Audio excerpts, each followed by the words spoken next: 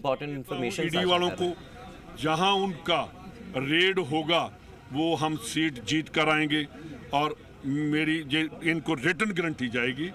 हमारे पीसीसी के प्रेसिडेंट के घर जाना शर्मनाक बात है। अगर आज से साल पहले करते मैं इनका वेलकम करता। इलेक्शन की अनाउंसमेंट के बाद, कैंडिडेट की अनाउंसमेंट के बाद, कल की जो हमने गारंटी 2 गारंटी अभी दी तो इनकी चीखें निकल गई बीजेपी की, इनके हाथ पांव फूल गए। उनका जवाब नहीं दे रहे तो ईडी को भेजकर हमें डराना चाहते हैं? बिल्कुल नहीं, हमें कोई डर। ईडी छड़ के कहीं से और भी कोई आ जाए, हम अपनी लड़ाई बरकरार रखेंगे। कार्रवाई हुई और अब डोटासरा को लेकर कार्रवाई हुई है, क्या आप संगठन के तौर पे क्लीन चिट दे रहे हैं? बिल्कुल। मेरी देखिए, कल तक हुडला को टिकट अनाउंस नहीं हुआ था, उसके ऊपर कोई ईडी का नहीं। जब टिकट अनाउंस होगी तो वहाँ भी तो जो आप मेरी एक मैं बात आपसे पूछना चाहता हूँ कि जो ईडी कहेगी, आपको कल कह देगी कि आप बेईमान हो, तो मान लेंगे लोग? अगर इनमें इतनी जरूरत है तो फिर 1 साल 2 साल पहले क्यों नहीं इन्होंने किया? ये अगर फेमा का केस है, 19 की डेट डालते हैं, कल उसको नोटिस देते हैं, आज उसको बुला लेते हैं, इसका मतलब बीजेपी घबराई हुई है, उनके हाथ पांव फूल गए हैं, वो इलेक्शन हार गए हैं और 2024 में हम इंडिया में भी कांग्रेस की सरकार बनाएंगे। 2023 में भी तो वो कम कर देंगे छापेमारी, फिर वो कम सीट जीत पाएंगे तो फिर नहीं, क्यों? हम पहले ही जीत रहे हैं। मैंने उनको कहा कि जहाँ जहाँ आप जाओगे उसकी तो मैं गारंटी देता हूँ। आपने अभी जो सवाल किया ना कि वो आपको उनको क्लीन चिट दे रहे हो, मैंने कहा कि जहाँ जहाँ वो ईडी जाएगी क्लीन चिट है, वहाँ वहाँ हम लोग क्लीन चिट देकर उनको जिता कर भेजेंगे। तो ये है सुखजिंदर सिंह रंधावा जो कह रहे हैं, गारंटी दे रहे हैं कि जहां जहां ईडी जाएगी वो सीट कांग्रेस जरूर जीतेगी। शशि मोहन, 2 संभावनाओं के बारे में मुझे आपसे जानकारी लेनी है। अगर आप वहां मौजूद लोगों से बात कर सकें या अपने सूत्रों से जानकारी साझा कर सकें, मुझे 2 बातें बताइए। क्या इस मामले में आगे चलकर कोई गिरफ्तारी की संभावना है? पहली बात। दूसरी बात, क्या आने वाले भविष्य में ईडी के इस एक्शन को लेकर कांग्रेस न्यायालय का दरवाजा खटखटाएगी? क्योंकि ईडी पर आप मुझे बता रहे थे कि अगर कोई एक्शन ले सकता है तो केवल कोर्ट ले सकता है। इन 2 संभावनाओं पर मुझे आपसे जाननी है जानकारी।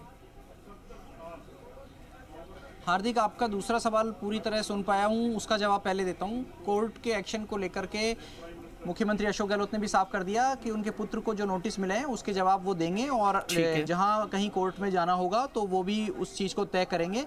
जहां जहां रेमेडी मिलने की जगह होगी और जहां ईडी बुलाएगी जांच में, वो पूरा सहयोग करेंगे। साथ में कोर्ट में जाने की बात भी कह रहे हैं। ठीक है, पहला सवाल दोहराएंगे हार्दिक? मैं पहला सवाल दोहरा देता हूं। 2 संभावनाएं थी। पहला तो ये कि क्या न्यायालय जाएंगे। न्यायालय में आपने कहा कि ठीक है, वैभव गहलोत को लेकर वो न्यायालय जाएंगे, लेकिन ओवरऑल चुनाव से पहले ईडी का एक्शन, क्या इसे लेकर कांग्रेस पार्टी न्यायालय में जाएगी? एक तो मैं ये जानना चाह रहा था।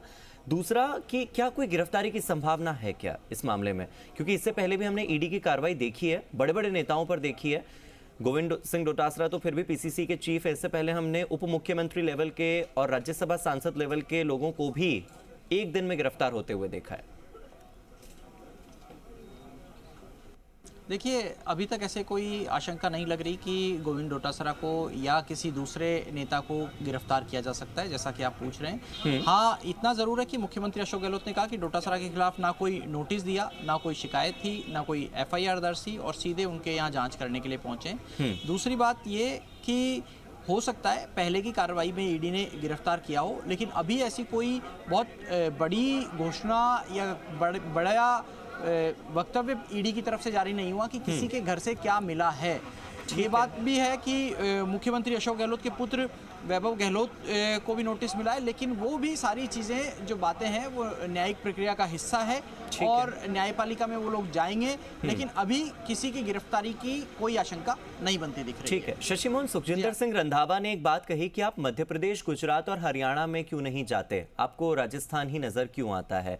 और इसके अलावा अशोक गहलोत ने भी ये बात कही कि चुनाव से ठीक पहले आप ये एक्शन क्यों ले रहे हैं, आप उन्हीं जगहों पर जा रहे हैं जहां पर चुनाव हो रहे हैं। लेकिन आज एक खबर और सामने आई है पश्चिम बंगाल के कोलकाता से। कोलकाता में 8 जगहों पर इस वक्त रेड चल रही है ईडी की, और वहां के जो वन मंत्री हैं उन पर भी अभी ईडी की रेड लगातार जारी है।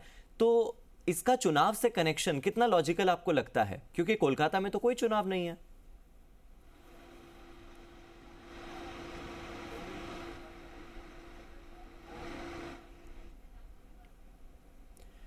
शशि मोहन से फिर से जुड़ने की मैं कोशिश करूंगा। इस बीच मेरे सहयोगी दामोदर मेरे साथ जुड़ गए हैं। दामोदर इस वक्त जयपुर में मौजूद हैं। दामोदर, आप अभी कहां पर हैं? अपने आसपास का पहले माहौल दिखाइए और साथ ही साथ मुझे ये भी बताइएगा